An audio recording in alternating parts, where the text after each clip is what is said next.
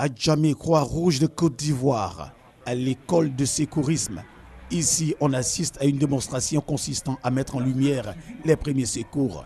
Cette victime a perdu connaissance suite à un accident de circulation. Le secouriste pratique des gestes simples qui vont protéger sa vie. Ces gestes sont appelés premiers secours.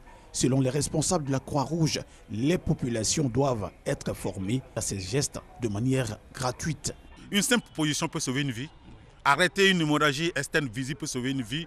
Faire des simples claques dans le dos peut sauver une vie.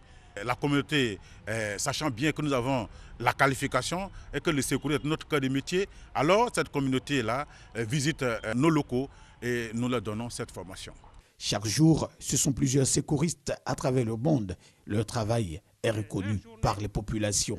Nous devons encourager ces gens-là à continuer à œuvrer pour secourir tous citoyens. Ce que j'ai à leur dire, c'est vraiment de prendre courage, de ne pas fuir leur métier ni leur responsabilité, ou bien le fait de voir qu'un de leurs collègues est décédé par rapport à aider ou bien à sauver une vie. Certaines personnes sont encore marquées par des scènes mettant à contribution des secouristes. Notre voisin, sa maison a pris feu. Qui va oser rentrer là-dedans? Moi, je voulais m'y engager.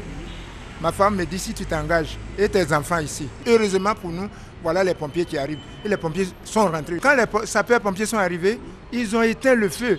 Et oui, les sapeurs-pompiers pratiquent aussi les premiers secours. Ici, nous sommes au groupement des sapeurs-pompiers militaires de l'Indénié. Le slogan est « Sauver ou périr ». Ces agents de transmission reçoivent un appel pour intervenir dans une imprimerie en incendie. En moins de 5 minutes, l'équipe embarque pour aller porter secours. Le chef de corps peut alors définir quelques-unes de leurs missions. L'essentiel même de nos missions se décline en secours à victimes.